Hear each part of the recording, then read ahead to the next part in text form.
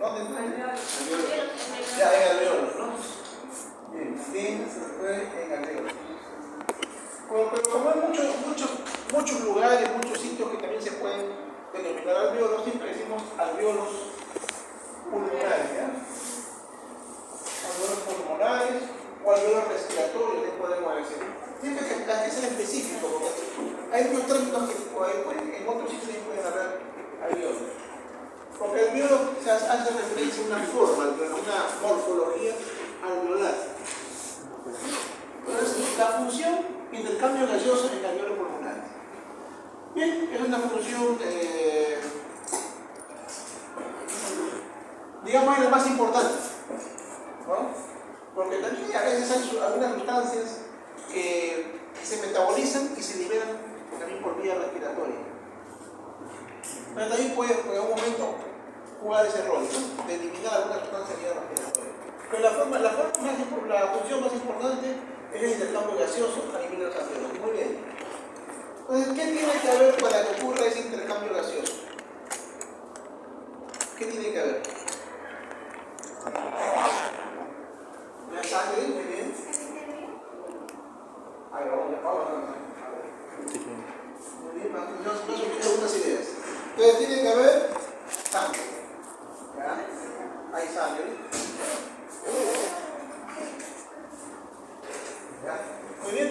Entonces, en la sangre va a estar disuelto algunos gases, ¿no? Hay gases que están ahí que vendrían a ser, puede haber, en la sangre puede haber oxígeno cuando ingresa y puede haber también CO2, ¿no? Puede haber los dos, puede haber. Entonces tenemos eso, tenemos el oxígeno y el CO2 en la sangre. ¿Quiénes transportan ese oxígeno y ese CO2? La sangre, pero ¿qué específicamente qué parte de la sangre? Los glóbulos rojos, ¿no? Entonces, los hematíes o glóbulos rojos se encargan de hacer esa.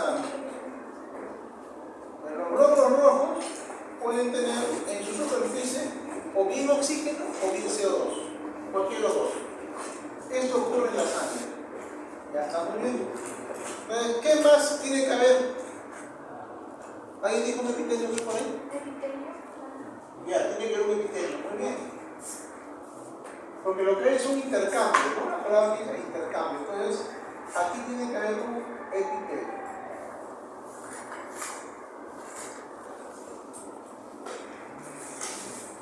¿Qué dice epitelio? Plano simple. Ya, a nivel alveolar tenemos epitelio. Porque el intercambio es a nivel del alveolo, ¿no? Entonces, el epitelio es un epitelio plano simple. ¿Y por qué tiene que ser plano simple? Porque es una fácil la difusión. Ya, va a haber una difusión. ¿Por qué tiene que ser el plano simple? No puede ser cúbico, no puede ser simple. Es más fácil. Muy bien. Entonces, porque un epitelio que sea cúbico, un epitelio que sea cilíndrico y otro epitelio plano. ¿En cuál será más fácil el intercambio gaseoso? En el plano, pues, ¿no?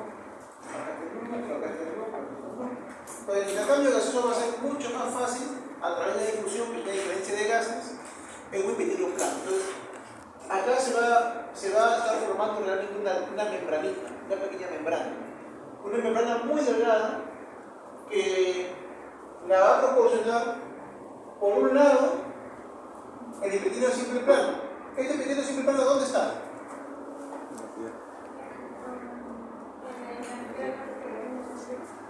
En el alveolo. Entonces acá vamos a tener un epitelio simple plano o plano simple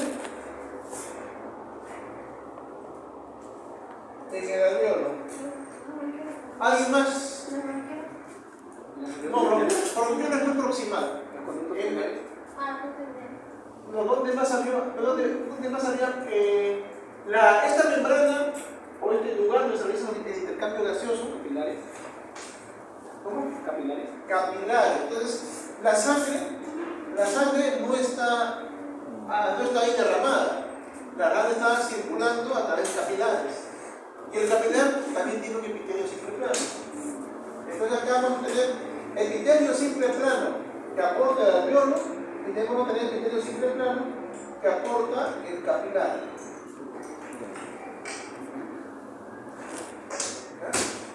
Entonces la membrana va a estar constituida por, vamos a hacer un pequeño gráfico, este sería un alveolo. Este es un alveolo respiratorio. Y después de esa morfología vamos a mencionar también. Y por otro lado vamos a tener un capilar que viene por acá. El capilar tiene sus células que son células endoteliales. Ahí. Núcleo, plano, así. Voy a colocar también otro. Entonces, cuando vemos un corte longitudinal, más o menos sería así, capilar. Y si vemos un corte transversal, sería más o menos de esta forma. Corte longitudinal, corte transversal, de lo mismo, ¿no? Es el endotelio. El endotelio con su membrana basal alrededor. Pues acá va a haber una membrana basal en ambos lados. En ambos lados va a haber membrana basal. Membrana basal. Entonces, por un lado tenemos el epitelio simple plano del capilar, y por otro lado vamos a tener también un epitelio plano. Pero ese epitelio plano ya viene a ser del alveolo, que está acá. Acá tenemos el epitelio plano.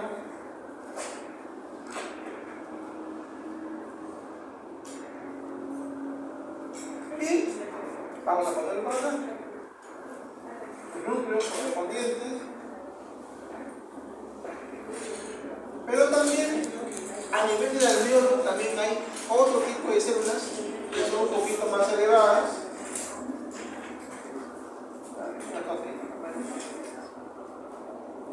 De repente. Pues, en general se considera un epitelio plano. Pero este epitelio plano está formado por dos tipos de células. Presten atención, por favor. Entonces, tenemos dos tipos de células que van a estar formando acá. A estas células que están por acá se les llaman neumocitos. Neumocitos. Y las que están por acá abajo se les llaman células endoteliales. ¿Ya? Entonces, acá tenemos células endoteliales y acá tenemos neumocitos. En el caso de las células endoteliales, siempre van a ser un epitelio plano simple. En el caso del alveolo, se considera que el epitelio es plano simple, pero tiene algunas pequeñas elevaciones que corresponden a unas células elevadas, que corresponden a los neumocitos. Entonces vamos a ver los neumocitos tipo 1 y los neumocitos tipo 2. ¿Cuál será el tipo 1? ¿El plano o el que más? Ya, entonces el plano que está por acá es el tipo 1 y ese que está elevadito, que se considera como una suma un poquito elevada, cúbica, no se dice cúbica, simplemente la describe como células elevadas, tipo 2. Porque en general se considera un epitelio plano simple, en general, pero con algunas elevaciones que son las células más grandes, Entonces, el tipo 1 es el que forma esta membrana alveolo capilar, Membrana alveolo capilar. ¿Por qué membrana? Porque es algo muy fino, muy delgado. Entonces, acá tenemos aquí la membrana alveolo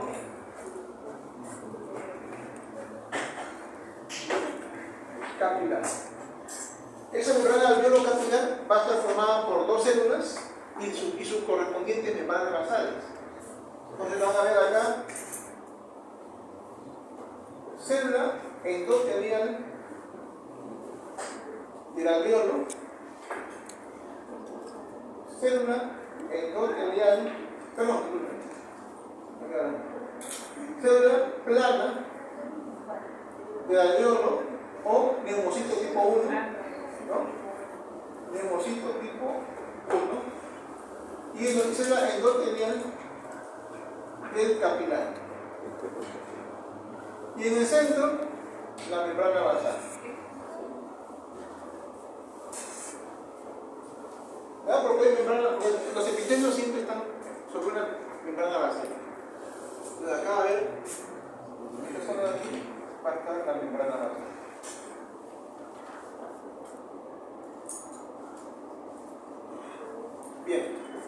¿Y qué más necesitamos? ¿Qué más se necesita? Ya tenemos sangre, tenemos epitelios. ¿Qué más falta para que haya intercambio gaseoso? ¿O es suficiente con eso? ¿Qué más faltaría para que se cumpla con la función del aparato respiratorio, que es el intercambio gaseoso? ¿Cuál? ¿Respiración? ¿Presión de quién? ¿Presión de qué? ¿Presión atmosférica? ¿Presión arterial? ¿Qué faltaría? ¿Cuál es el insumo para que se produzca esta es como una fábrica, ¿no? Entra un insumo y sale otro, ¿no? Aire, ¿no? Entonces, aire.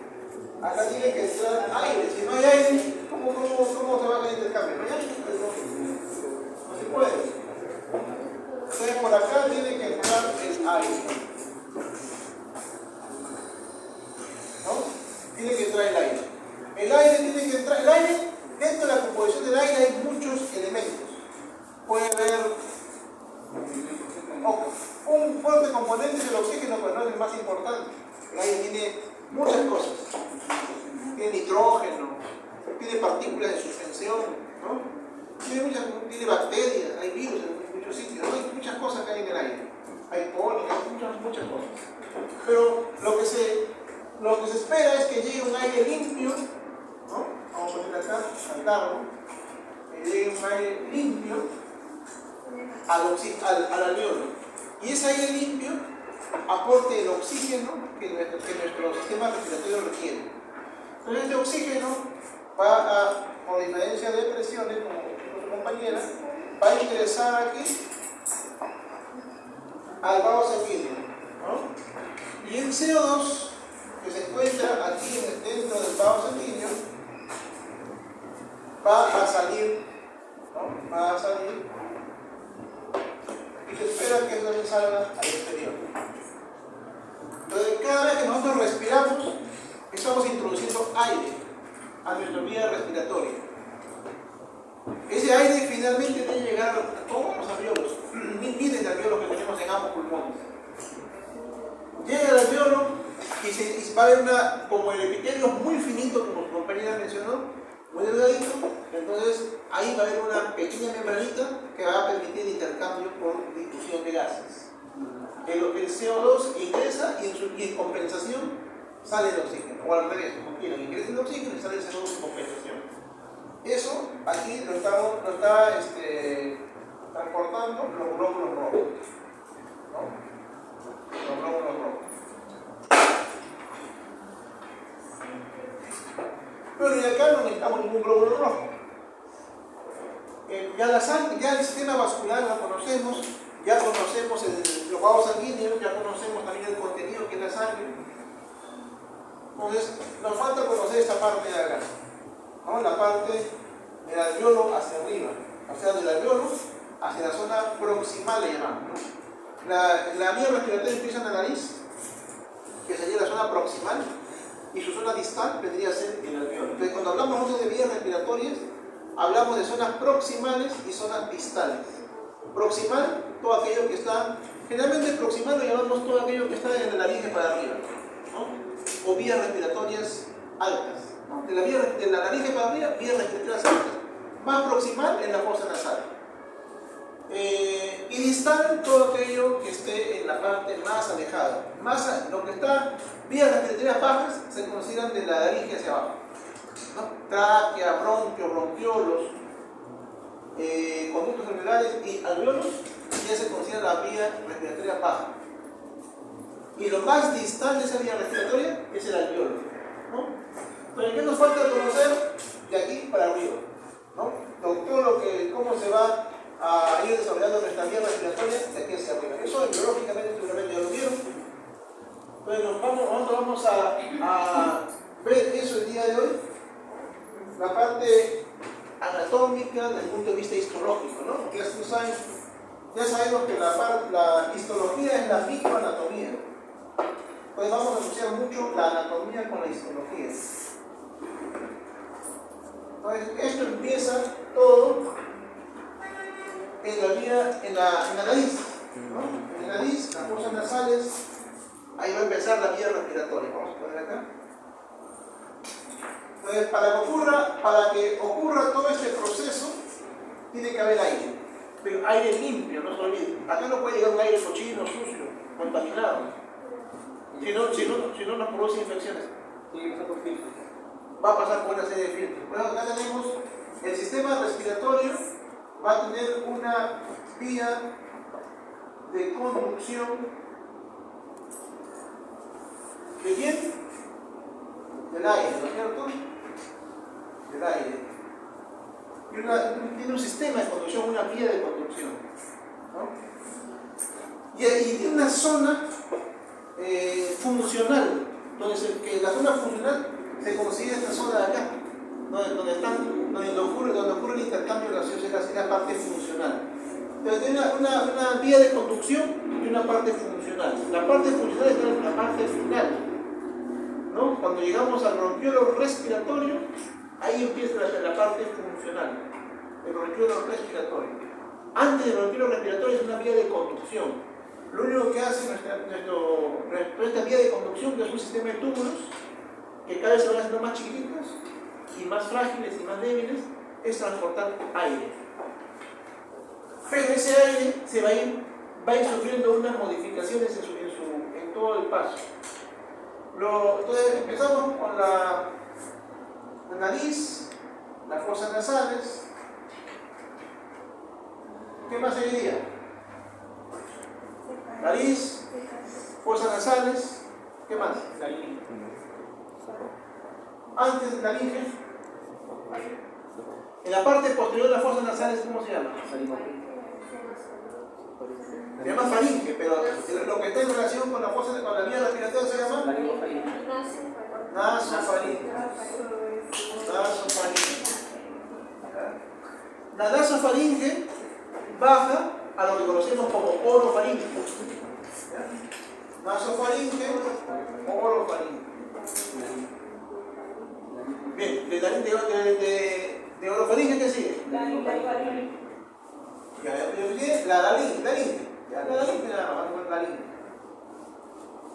La laringe.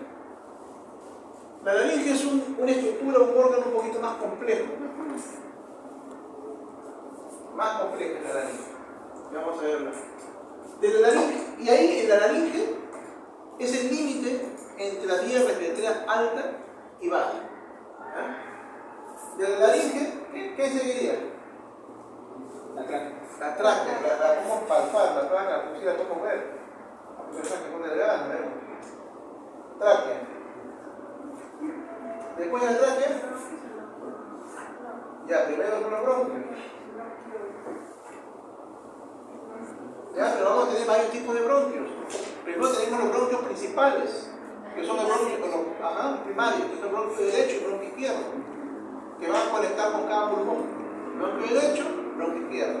No, que son los bronquios primarios, que se consideran como extrapulmonares. Los bronquios extrapulmonares. Vamos a ver así para resaltar eso. Extrapulmonares. Y después ya vienen los bronquios intrapulmonares.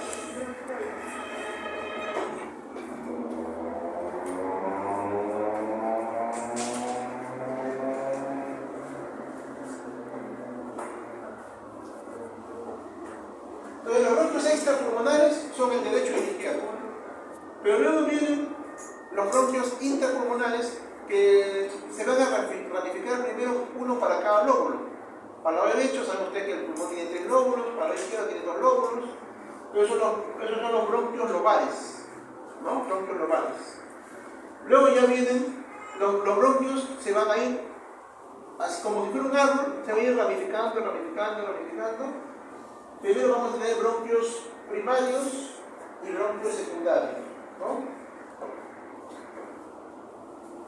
Hasta llegar a los bronquiolos.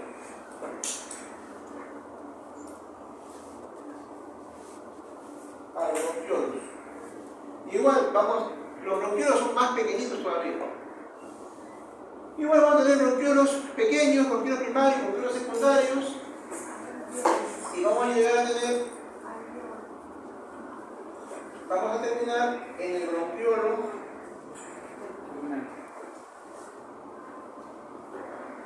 claro, bronquiolo terminal, pero y después ya empieza el bronquiolo respiratorio.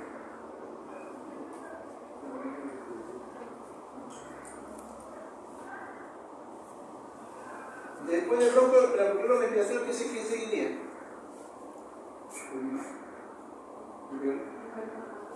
Ahí viene el conducto alveolar, ¿ya? Viene el conducto alveolar. Y después ya vienen los sacos alveolares y finalmente el alveolo. Y entonces la parte más alejada, la parte distal es esta, a donde queríamos llegar, el alveolo respiratorio.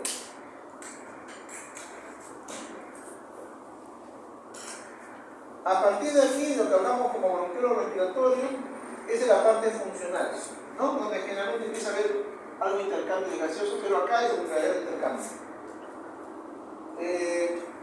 ¿Cuál es el sistema de conducción? Su objetivo primario, uno de sus objetivos es transportar el aire.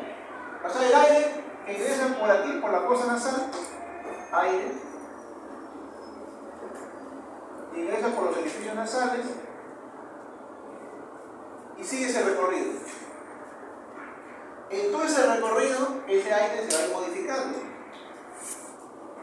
Lo primero que va a suceder es que nosotros tenemos en las fosas nasales unos pelitos, ¿no? Las vibrisas, ¿no? Pero esos pelitos o vibrisas van a servir como una especie de colador para que algunas partículas de gran tamaño se queden atrapadas ahí. Entonces ya se va, el aire ya va entrando un poquito menos sucio. Además, dentro de las fosas nasales hay una serie de vueltas que tiene que dar el aire, como unos sifones, digamos, que permiten que el aire se humedezca y se caliente. Porque la mucosa en esas zonas le va a proporcionar calor, porque hay muchos vasos. En esas zonas hay muchos capilares, muchos vasos. ¿No? Suele ser una zona muy coloradita, o sea, porque hay muchos vasos ahí. Entonces eso le va a hacer que el aire se caliente y se humedezca. Y va a seguir su paso, ¿no? En la nasofaringe, en la orofaringe, generalmente no hay mucho que hacer, solamente el aire pasa. Luego en la laringe es un lugar, es un punto en el cual va a permitir que solamente ingrese aire. ¿Por qué? Porque la laringe está muy cercano, al esófago.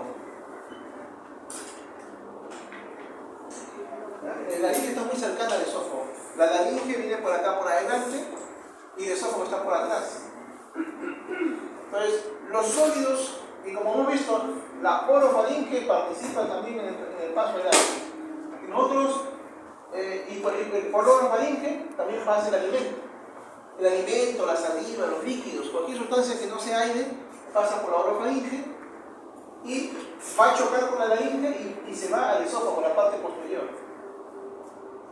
En cambio, el aire que respiramos o que expiramos también pasa por la misma zona, pero ese sí tiene que ingresar a la laringe, ¿no? Pero aquí en la laringe va a haber una estructura que va a permitir ese paso. ¿Cómo se llama? Epiglotis. Pero acá en la laringe vamos a tener la epiglotis o epiglotis. La epiglotis es un órgano anexo a la laringe. Es como una válvula. Es como una válvula. La válvula se va a abrir o se va a cerrar. Se abre para que ingrese el aire, nos abre el aire cuando respiramos, y se cierra cuando hay algún elemento que no sea aire. Por ejemplo, si es saliva, se va a cerrar, no permite el paso de saliva a la laringe. Si es alimento, con más razón. Si es agua, también, ¿no? Entonces, todo aquello que ingresa sea sólido o líquido tiene que irse al esófago. Y aquello que sea aire se va a la vía respiratoria. ¿Quién permite eso? La epiglotis, ¿no? La epiglotis es una válvula que se abre y se cierra, se abre y se cierra, está en ese afán. Ahora, cuando vomitamos, hay un reflujo, ¿no? ¿Está bien? La epiglotis también se encarga de eso, ¿no? Que cualquier cosa que está acá adentro y que no sea aire también, si aún una constancia que estamos vomitando, también se cierra, porque también podemos botar gases, ¿no? Eructo, etc. Entonces, esto siempre se va a mantener cerrado o abierto dependiendo que estemos respirando nada más. ¿Ah? Y luego tenemos la tráquea, los bronquios, que también permiten el paso del aire.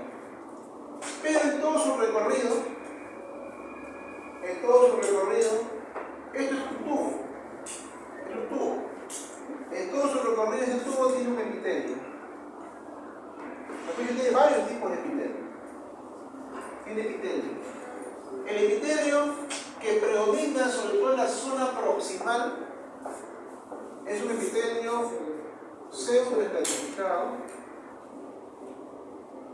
Ya sabemos por qué se llama pseudoestratificado. Cilíndrico, ciliado. Y además tiene células caliciformes.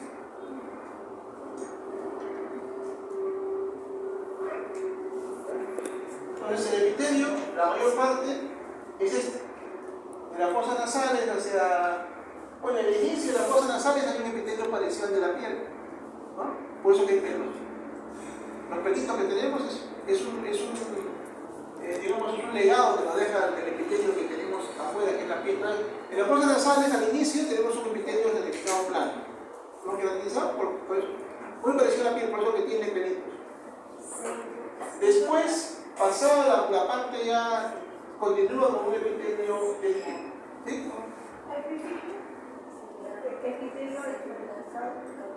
Como la piel, porque tiene estratificado plano no queratizado. Parecido a la piel, ¿no? Luego viene el epitelio pseudoestratificado, cilíndrico ciliado por células caliciformes. Ese es el epitelio respiratorio que acompaña la mayor parte, no es todo, ¿no? Porque estamos viendo que tiene el alveolo, es un epitelio plano simple. Pero la mayor parte sí, sobre todo lo que es vía respiratoria alta, hasta lo que son los bronquios. ¿Por qué? Porque este epitelio tiene dos cosas. Tiene cilios. ¿Para qué sirven los cilios?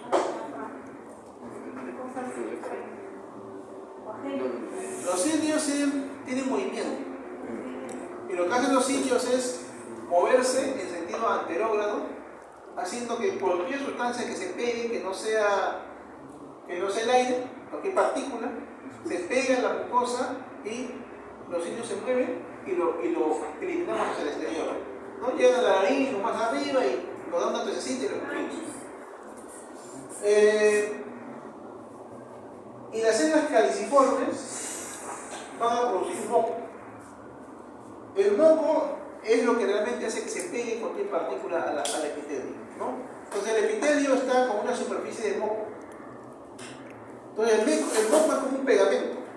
Cualquier elemento extraño que esté flotando en el aire, cuando respiramos, hay ácaros, polvos, minerales, metales, cualquier cosa que tenga en el ambiente, se pega, las partículas se pegan ahí a ese moco.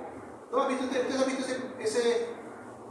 Antes había, no sé si estaba hablando, unas tiras que se extendían para tapar moscas, ¿no? Se colgaban, ahí las moscas quedaban pegadas. Es algo parecido, ¿no? Uno respira y cualquier sustancia que esté en suspensión en ese aire, partículas quedan pegadas al moco. Y luego lo que sigue es que el cilio se moviliza. El cilio tiene que tener movimiento. Hay enfermedades en las cuales el cilio no se mueve.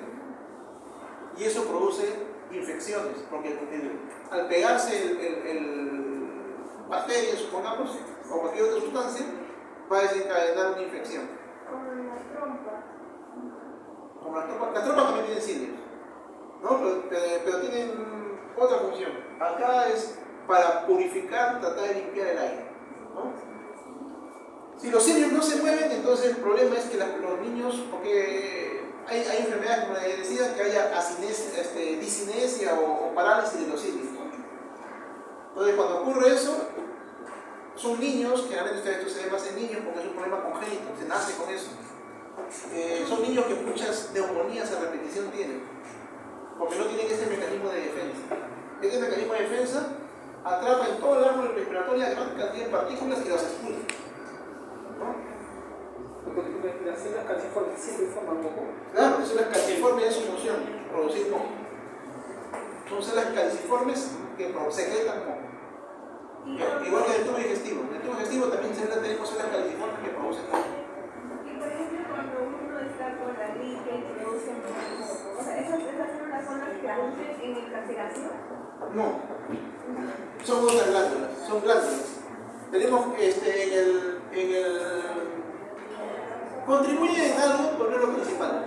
Dentro de la vía respiratoria tenemos glándulas mucosas, así como tenemos glándulas salivales, también en la vía respiratoria también hay glándulas. Hay glándulas mucosas que secretan moco.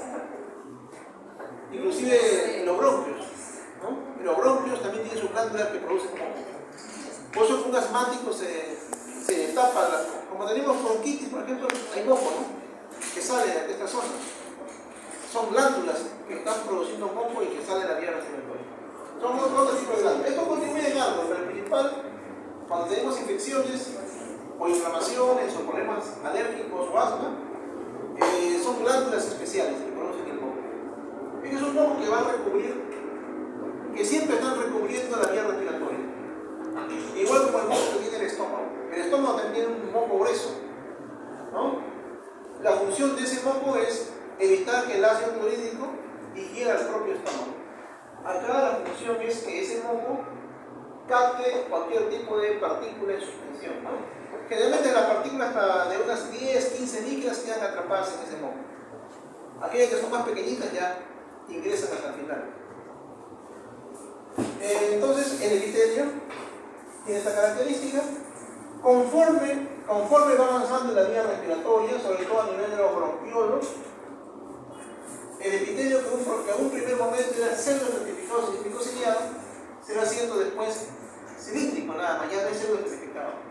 O sea, de cilíndrico sale cilíndrico, ciliado. Después se hace cilíndrico, pero ya no tiene cilios. Después se hace cúbico y después se hace plano. En la parte distal. A partir de los bronquiolos respiratorios a partir de los conductos alveolares para adelante, ya es un epitelio plano. En los bronquiolos respiratorios todavía tenemos combinación. Van a haber algunas zonas que tienen epitelio plano, otras que tienen epitelio cilíndrico o cúbico, ¿no?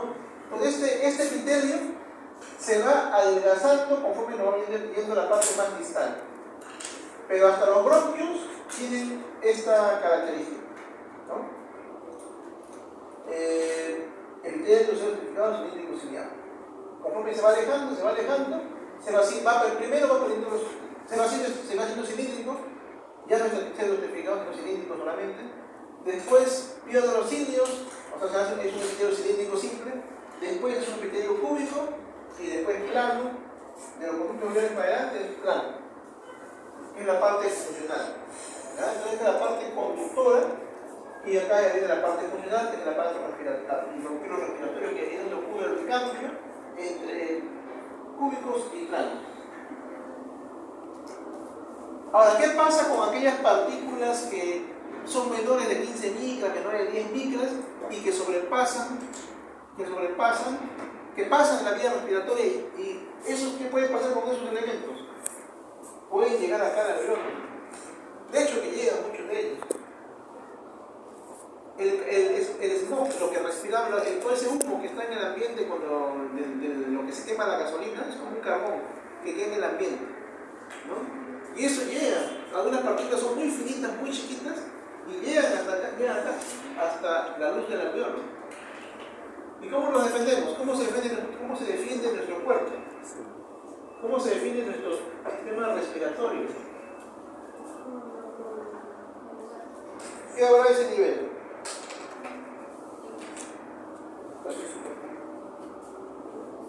el neumocito tipo 2 y las sustancias flotantes. El neumocito tipo 2 produce sustancias surfactantes, pero es para que se mantenga la estructura, para que no se colapse. Parecido. Lo que hay son macrófagos. ¿Ya? Entonces aquí, en el alveolo, van a haber macrófagos. Y se le va a llamar así, macrófagos alveolares. ¿Ya? Macrófagos alveolares. Los macrófagos alveolares son los que finalmente van a, si algo pasa, si alguna partícula que sea muy pequeñita logra sortear todo ese, primero las vibrisas, después el moco y los cilios, y llega hasta acá, entonces estos macrófagos van a estar listos y lo van a fagocitar. ¿Ya? Lo van a fagocitar. Sí, los macrófagos alveolares. Estos macrófagos alveolares están acá siempre patrullando y se pasan inclusive de un alveolo a otro alveolo, están moviendo, no están quietos, están patrullando en la luz del alveolo. No están en la pared del alveolo, están en la luz del alveolo, están dentro de la luz. Es como que esto suena un alveolo y acá estoy un alveolo, un macrófago adentro, dando vueltas por todos lados. Y se pueden pasar de un alveolo a otro. Los alveolos tienen comunicación. De un alveolo a otro hay unos orificios, que son los puntos de Kohn, ¿no? Los orificios de Kohn, con K-H-O-N. Entonces, esos poros de Kohn se llaman, esos poros de Kohn, permiten que se comunique un alveolo con otro alveolo. Y es como un camino que sigue el macrófago para pasar de un alveolo a otro. Entonces, finalmente, estos son los que se encargan de fagocitar cualquier cosa que llegue. Lo que más fácilmente llega es el smog del ambiente. O las personas que cocinan en cocina de leña, ese polvillo chiquitito que no nos damos cuenta, que está en el ambiente, lo respiramos y eso llega ahí, ¿no? Y se va, y los macrófagos, ¿qué hacen? Lo fagocitan y lo van a llevar al intersticio, porque en el pulmón tiene igual como cualquier órgano, tiene un estroma y tiene un parénquima, ¿no? Entonces, el parénquima es toda la vía respiratoria, pero ese parénquima está sostenido por un estroma, ¿no? Hay un tejido conectivo que lo está rodeando. Entonces, en ese estroma, en ese tejido conectivo, están los capilares, ¿no? Entonces, hay un espacio que hay entre un alveolo y otro alveolo, hay un espacio que se llama intersticio, ¿no? Entonces, en ese intersticio, a ese intersticio llegan los alveolos, salen del alveolo, los macrófagos salen del alveolo y se meten al intersticio. ¿Para qué? Para buscar los capilares linfáticos. Buscan los capilares linfáticos y por los linfáticos van hacia los ganglios linfáticos regionales, ¿no? Los ganglios linfáticos generalmente que están en el ilio pulmonar, ¿no? El ilio pulmonar es un sitio donde están ingresando los vasos, donde están ingresando los bronquios, saliendo las venas, ese es el ilio. Y en esa zona del ilio pulmonar, ahí también están los ganglios linfáticos. Entonces, estos alveolos, estos macrófagos, fagocitan y luego atraviesan el alveolo y se van al intersticio.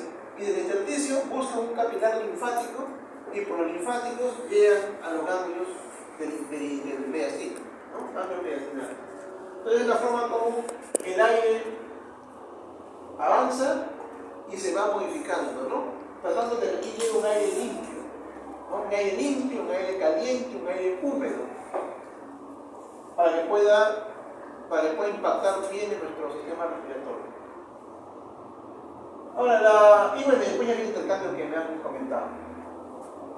Otra característica, aparte del epitelio, de la vía de conducción y finalmente la parte funcional, es la estructura. La estructura también va a ir variando hasta el final. Por eso que acá al final tenemos el neumocito tipo 2 que produce el surfactante.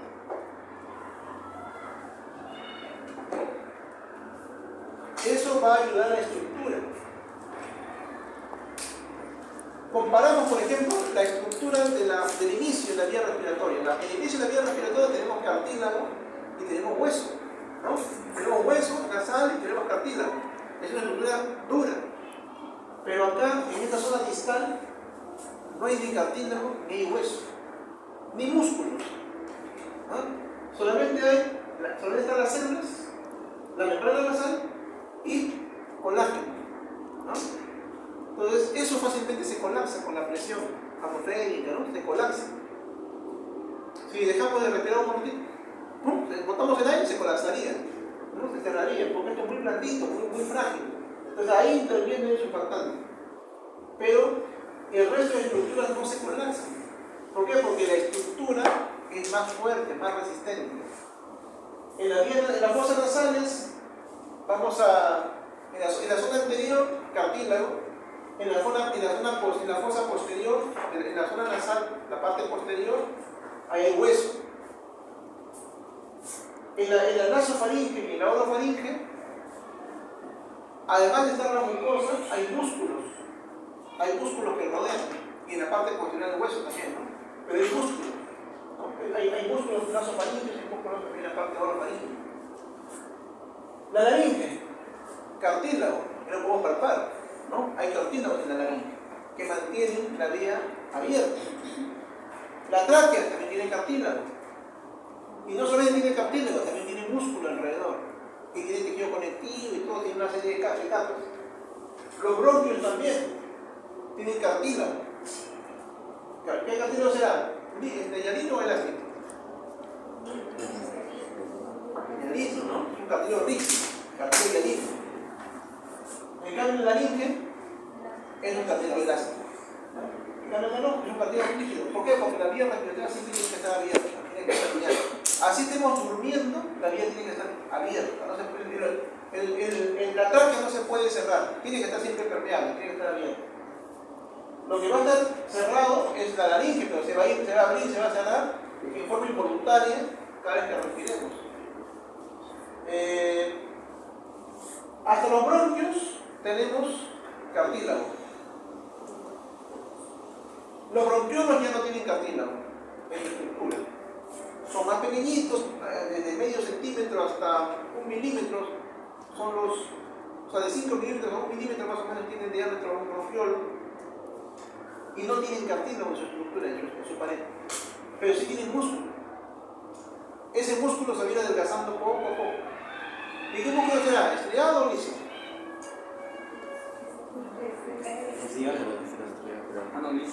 Liso, ¿no? Estoy diciendo que esta zona no la podemos controlar, ¿no? Es un músculo liso. Entonces, el músculo, en los bronquiolos desaparece el cartílago y el hilo y solamente tienen músculo. Pero el músculo se va haciendo cada vez más finito, más finito, más finito, hasta que al nivel de los bronquiolos respiratorios ya ese músculo empieza a desaparecer. En los conductos alveolares, en los alveolos ya no hay músculo. Ya acá no hay músculo. En los conductos alveolares y en los alveolos, en el saco alveolar en general, lo único que hay es una membrana que rodea el colágeno, ¿no? Colágeno. Fibras reticulares, ¿no? El colágeno y las células. Pero no hay ni músculo, menos cartílago. Entonces, todo ese recorrido, la estructura de este conducto o de sistema de conducción también va variando. De tener hueso, de tener cartílago, de tener músculo, al final no tiene nada más que colágeno y algunas fibras reticulares. Entonces, en la última zona, que es donde ocurre la parte funcional, que es la parte del intercambio, ahí es donde interviene el surfactante, evitando el colágeno. Por eso necesitamos el surfactante, porque si no se colapsaría y no podremos respirar. Esas son las dos cosas importantes que tenemos que tener en cuenta en relación a la pared, ¿no? Entonces, el epitelio que va cambiando y también la estructura que se va modificando.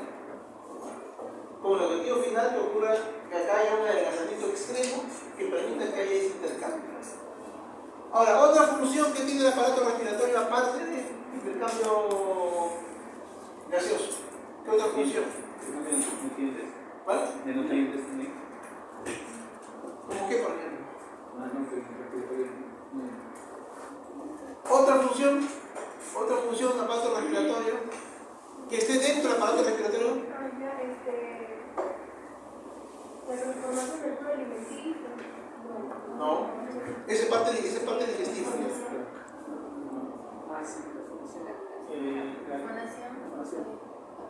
La fonación, muy bien. Por medio del laringe, acá vamos a tener otra función que es la fonación. La principal función es el intercambio gaseoso y que el oxígeno ingrese a la sangre. Eso es lo fundamental, y que el CO2 salga de la sangre. Esa es la función principal. Pero tiene dos funciones más adicionales. Una de ellas es la fonación, que eso está dado por las cuerdas vocales que se encuentran en la laringe. Y la otra función adicional, ¿Es de una válida? ¿De intercambio? olfacción. La olfacción. ¿Ya? Entonces eso ocurre aquí en las fosas nasales, en la parte posterior, el órgano de los nasales, el sentido del olfato. El sentido del olfato. Eso se encuentra en las fosas nasales, en la cara posterior, en la zona posterior de las fosas nasales y algo hacia arriba. Ahí se encuentran unas células sensitivas. Son células sensoriales. El epitelio olfatorio está ahí. Son células sensoriales en la parte posterior de las fosas nasales. Ahí se encuentra el epitelio olfatorio, que son son receptores. Son receptores que van conectadas al nervio, ¿no? Es un nervio aferente, sensitivo, sensorial, en este caso. Entonces tenemos esas son las tres funciones características del aparato respiratorio. La principal, el intercambio gaseoso, la olfacción y la fonación. ¿Ya? Eso es como funciones principales. Para que tengamos una buena función del aparato respiratorio desde el punto de vista del intercambio gaseoso, tenemos que también tener una buena vía respiratoria permeable, ¿no? Nunca descansa, estemos despiertos, estemos dormidos, estemos desmayados, tiene que estar permeable, ¿no? Porque eso es controlado por el sistema nervioso autónomo. Por eso que tenemos que abrirla. Cuando nos enfermamos, por ejemplo, la persona que le da una crisis asmática, a los niños, porque es muy frecuente, generalmente a ese nivel hay el problema, ¿no? Hay una hiperreactividad bronquial. ¿Qué significa? Que los bronquios empiezan a producir mucho moco, que los bronquios se edematizan, ¿no? Entonces, el edema, si la luz del bronquio, supongamos que es así, ¿qué pasa si se edematiza? El edema hace que acá se llene de agua, de líquido. Entonces ya la luz que era así, ya no es así, ya es menos. Es llenado de líquido. Y si acá hay glándulas que están produciendo moco, el moco va a salir y se va a llenar todo eso. Entonces, tenemos un bronquio que está cerrado versus un bronquio normal, que está abierto. Por acá el aire entra y sale sin ningún problema. Pero en una persona que está asmática, o que está en una crisis asmática en ese momento, los bronquios han producido mucho líquido en el epitelio, que se llama edema, y además empieza a producir mucho moco.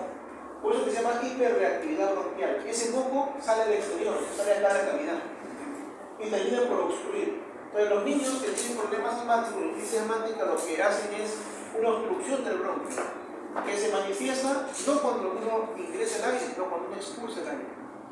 Cuando uno ingresa el aire puede ingresar con fuerza.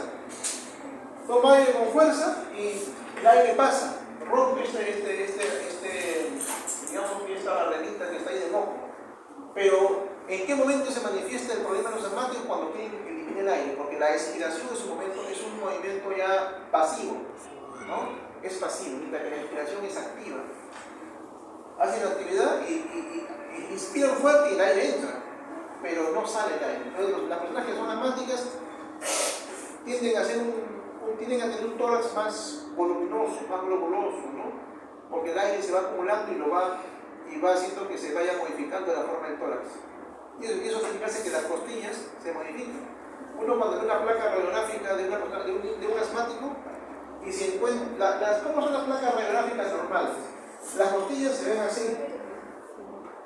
Aquí se ven las costillas, se ven de una manera normal. Pero ¿cómo se ve un asmático? En un asmático las costillas se ven así en forma horizontal. Cuando uno ve la placa radiográfica, ve todas las condiciones mentales y al toque se da cuenta que es asmático. No necesita ni siquiera preguntar. Y por eso a veces los pacientes se ponen, ni siquiera me preguntó que esto ya sabe, pues, ya ve todo, ¿no? Ya va mirando al paciente y ya va sabiendo qué tiene el paciente y qué no tiene. Entonces, el tórax en tonel es un tórax más amplio. ¿Por qué? Porque el aire se acumula, no sale tan fácilmente. Y eso parte de que aquí, a nivel celular, está el problema, ¿no? Por ciertos alergenos, etc. Entonces, cualquier patología del vía respiratoria la van a poder explicar si ustedes conocen su parte histológica, ¿no? La parte de anatomía histológica. Por ejemplo, en algunas personas los alvéolos se pueden llenar de sangre, ¿no? Sí se puede llenar de patología en enfermedades. Cuando un alvéolo se llena de sangre, no se va a llenar uno solo, se van a llenar muchos alvéolos de sangre, ¿no? Eso se llama hemorragia pulmonar, que es diferente a hemotórax. Hemorragia pulmonar llamamos cuando los alvéolos cuando la vía respiratoria está llena de sangre. Y donde más se acumula es en los alvéolos. En cambio, hemotórax es cuando la cavidad torácica se llena de sangre, ¿no? Es diferente. Tenemos que los pulmones están separados en la parte externa por una pleura, que es un mesotelio, ¿no? Tenemos la pleura parietal en la parrilla costal y la pleura visceral en el tórax, en el pulmón. Entonces, ese espacio que normalmente es virtual, que solamente está lleno de un pequeño cantidad de líquido muy pequeño, que solamente permite el roce, pero que no haya mayor fricción, como para que resbalen nada más, se puede llenar en algunos casos, esa cavidad pleural se puede llenar de sangre y se llama hemotórax. ¿En qué momento puede pasar eso? En traumatismos, accidentes traumáticos, una cuchillada, un accidente o una agresión, ¿no? Puede originar hemotórax. Tumores también, neoplasia maligna también pueden originar hemotórax. En otros casos, puede llenarse de pus, ¿no? Pus. Cuando se llena de pus, se llama piotórax, ¿no? Y cuando tenemos pus en la vía, acá también podría haber pus en los alvéolos. Cuando encontramos células inflamatorias en los alvéolos, infiltrado inflamatorio agudo, neutrófilos, con células muertas y bacterias, ellos se llaman neumonía. ¿No? La neumonía es la presencia de infiltrado inflamatorio, células muertas y bacterias aquí en los alvéolos, ¿no? Nuestro sistema inmunológico ha actuado y esa actuación se va a reflejar en los alvéolos. Porque aquí es ¿por qué? Porque a los alvéolos se llevan microorganismos. Y han llegado microorganismos muy virulentos que nuestro sistema inmunológico primario, que son los macrófagos, no han podido contenerlo. Son muchos gérmenes, o de repente la persona está muy débil, ¿no? Por eso que las neumonías es raro verlo en jóvenes. Las neumonías son más frecuentes verlas en los extremos de la vida. En niñitos que todavía no tienen un buen sistema inmunológico desarrollado, o en viejitos que su sistema inmunológico está debilitado, ¿no? Por la edad. Y si son jóvenes, generalmente porque tienen un estado de inmunidad, tienen una disminución de la inmunidad, porque tienen VIH, porque están recibiendo drogas antineoplásicas, o trasplante, o están tomando un medicamento contra una enfermedad autoinmune. Entonces, en esos casos, o son diabéticos. Los diabéticos también son personas que tienen la inmunidad disminuida. Entonces, tiene que haber algo que condicione su inmunidad para que un joven tenga neumonía.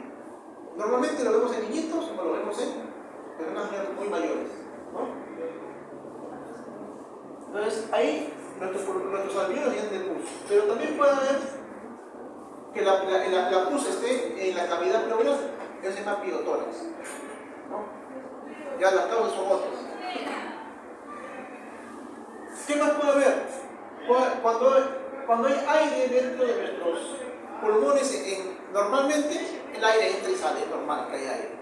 Pero en algunos casos hay demasiado aire, como le decían los asmáticos, ¿no?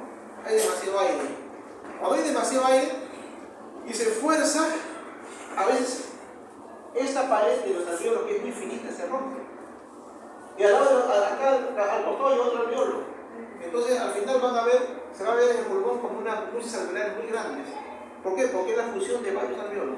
Se han roto las paredes, los septos alveolares, se ha roto un septo, aquí hay un septo, aquí hay otro septo, aquí hay otro septo. Se rompen los septos y se forma una cavidad más grande, ¿no? Entonces eso se llama enfisema. Entonces, el enfisema. Enfisema es cuando hay demasiado aire dentro de los pulmones. ¿Por qué? Porque se han roto los tabiques o septos interalveolares. Entonces los pulmones están con mayor cantidad de aire. Enfisema. Espacios alveolares más grandes. Pero también puede haber neumotórax. ¿Ya? Neumotórax. El neumotórax es cuando hay aire dentro de la cavidad torácica o dentro de la cavidad pleural. Se llama neumotórax. ¿Ya? El aire también puede estar en la piel. A veces sale y se empieza a disecar la piel. Eso también se llama enfisema subcutáneo, ¿no? Ya son particularidades. Entonces, cuando se rompen los alveolos porque hay demasiada fuerza, se esfuerza mucho para respirar, el aire se empieza a acumular, se rompen los septos de un alveolo con otro, se comunican muchos alveolos, eso se llama enfisema. Y neumotórax, cuando hay aire dentro de la cavidad pleural. ¿Cuándo ocurre eso? Cuando hay un accidente, se abre la cavidad pleural y la presión del tórax es negativa, ya se ha mencionado. Entonces la presión negativa hace que ingrese aire a la cavidad pleural, ¿no? Y los pulmones se colapsan, ¿no? Y la persona ya no puede respirar, no puede porque está lleno de aire por fuera, ¿no? Entonces en esos casos hay que dar tratamiento, se pone un tubo y se hace que el aire poco a poco vaya saliendo. ¿Cómo se llama en este caso, doctor? ¿Cómo se llama el Neumotórax. neumotórax? Claro, neumotórax. Cuando hay una abertura en la cavidad del tórax, un accidente o traumatismos que permitan que la presión ambiental que salta penetre dentro del tórax, el aire, ¿no? ¿Por qué? Porque el aire tiene presión negativa, que te había mencionado. Entonces, todo lo que si hay un orificio en la cavidad pleural que comunica con el exterior, automáticamente va a jalar aire de afuera hacia adentro. Y eso va a producir un neumotórax. El neumotórax es aire dentro de la cavidad pleural, el aire va a comprimir al pulmón, ¿no? Y la persona no va a poder respirar adecuadamente, se puede morir. Entonces se llama neumotórax. Entonces, estas son simplemente algunas características que pueden ocurrir para que sepan dónde está ubicada una y otra, ¿no? Si comprometen la vía respiratoria, se llaman enfisema, neumonía, hemorragia. Si comprometen la parte externa, ya extrapulmonar en la cavidad pleural, hemotórax, iotórax, neumotórax. Bien, vamos a ver si puedo ver algunas imágenes por aquí. ¿Cuánto tiempo nos falta? ¿Hasta qué hora la clase? ¿Hasta qué hora? ¿Ah? ¿A las 10:30 de la mañana, seguro? Empieza a las 2:30. ¿Cuál es la